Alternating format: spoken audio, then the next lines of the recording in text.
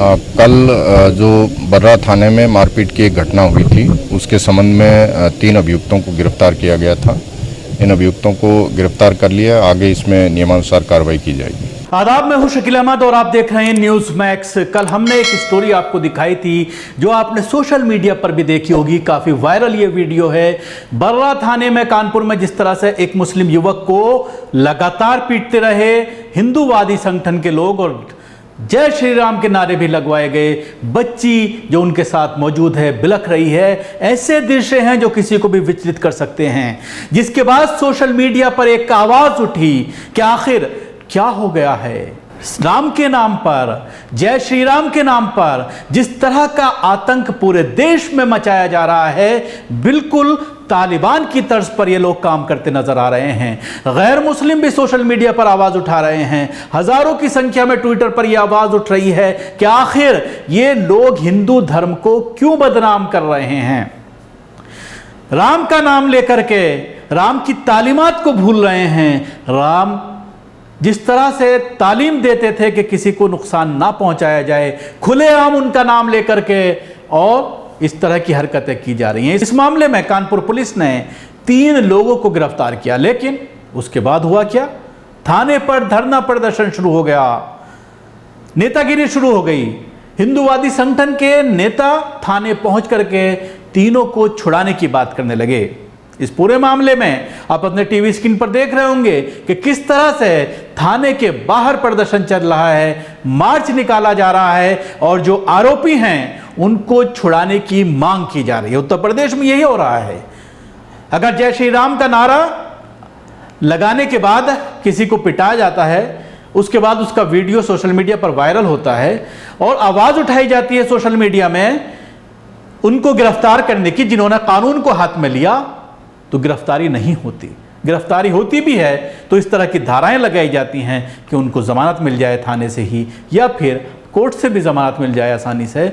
इस मामले में जिस तरह से गिरफ्तारी हुई, लेकिन हुआ वही जो हर जगह हो रहा है कि हिंदूवादी संगठन थाने पर पहुंच जाते हैं, आला अधिकारियों को अप्रोच करते हैं, लखनऊ से फोन आता है और उसके बाद आरोपी छूट जाते हैं। जाहिर सी बात है इस मामले में भी इस तरह की बात सामने आई, लेकिन एक बाइट मैं आपको सुनवाना चाहूंगा। एडिशनल डीसीपी जो कानपुर के हैं वो ये कह रहे हैं, मीडिया बार बार उनसे पूछ रही है कि किन धाराओं में आपने केस दर्ज किया है, तो वो बार बार ये कह रहे हैं कि कानूनी कार्रवाई की जा रही है, जो धाराएं बनती हैं वो दर्ज की जाएंगी। पहले छोटी सी बाइट सुनिए। कल जो बर्रा थाने में मारपीट की एक घटना हुई थी, उसके संबंध में 3 अभियुक्तों को गिरफ्तार किया गया था। इन अभियुक्तों को गिरफ्तार कर लिया, आगे इसमें नियमानुसार कार्रवाई की जाएगी। नहीं, अभी किस तरीके का आश्वासन पे लोग हटे, क्या कहा गया कि तत्काल छोड़ा जा रहा है? नहीं, इस पे नियमानुसार कार्रवाई की जाएगी। नहीं, नियमानुसार वो तो कह रहे हैं तत्काल उनसे कहा गया कि अभी छोड़ देंगे। इसमें जो भी नियम के हिसाब से जो कार्रवाई होगी उसको अमल में लाया जाएगा, आपको अवगत करा दिया जाएगा। उसके बाद मैं आपको सुनाना चाहूंगा पत्रकारों का जहनियत किस तरह से काम कर रही है। एक पत्रकार एडिशनल डीसीपी से यह सवाल करता है कि जो पूरी ये घटना घटी है उसके लिए वो खुद जिम्मेदार है, क्योंकि जिनके ऊपर आपने आरोप लगाया है, जिनको गिरफ्तार किया गया है, उनका यह कहना है कि ये धर्म परिवर्तन करना चाहता था, उसी वजह से कंप्लेंट दी गई थी। उसमें आपने कार्रवाई क्यों नहीं की? उसमें क्या कार्रवाई की गई है? यानी पुलिस से यह सवाल किया जा रहा है कि अगर आपने इसको गिरफ्तार कर लिया होता लव जिहाद के मामले में, तो यह मामला यहां तक पहुंचा ही नहीं होता। यानी जो आतंकी हैं, जिन्होंने हमला किया है, जिन्होंने पिटाई की है खुलेआम, बच्ची का जो रोता बिलखता दृश्य है वो सब आप भूल जाइए, क्योंकि उसने लव जिहाद की कोशिश की थी, पैसे दे करके शादी करने की कोशिश की थी।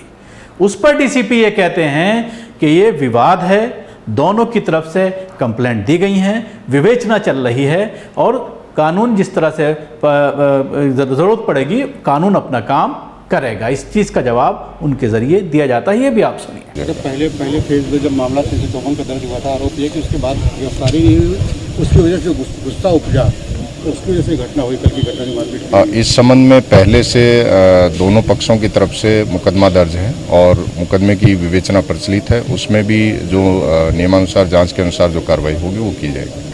तो सुना आपने किस तरह से पत्रकार इस पूरे मामले को तोड़ मरोड़ कर पेश करने की कोशिश कर रहा है।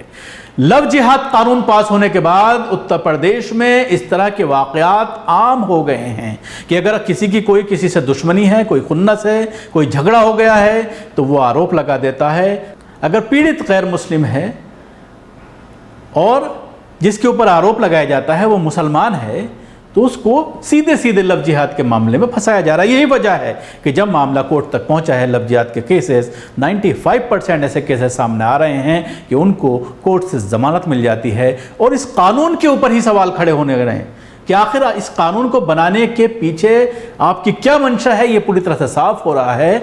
और कहीं ना कहीं संविधान से टकराव है ये कानून, क्योंकि संविधान ने सबको इजाजत दी है कि कोई भी अपनी मर्जी से शादी किसी से के साथ भी कर सकता है, किसी भी धर्म के व्यक्ति के साथ। कोई लड़की किसी भी धर्म के मर्द से कर सकती है और मर्द किसी भी धर्म के लड़की के साथ शादी कर सकता है। ये इजाज़त संविधान ने दी है। और उसके साथ ही ये भी इजाज़त दी गई है कि आप कोई भी धर्म अपना सकते हैं, उसके लिए कोई दबाव नहीं डाल सकता, उसके खिलाफ कोई आप कानून नहीं ला सकते, उसके खिलाफ कोई धाराएं आप नहीं लगा सकते, उसको आप सलाखों के पीछे नहीं पहुंचा सकते। लेकिन जिस तरह से बीजेपी शासित राज्यों में, खासतौर से उत्तर प्रदेश, मध्य प्रदेश और गुजरात में इस कानून को पास किया गया और जब इसमें गिरफ्तारियां हो रही हैं और मामला लोअर कोर्ट में ही पहुंच रहा है, तो वहां से उनको जमानत मिल जा रही है। और सवाल किया जा रहा है कि आखिर गिरफ्तार करने की ज़रूरत क्या थी। और सवाल ये खड़े हो रहे हैं क्योंकि जिस तरह के आरोप लगाए जा रहे हैं, जब लड़की का बयान लिया जाता है,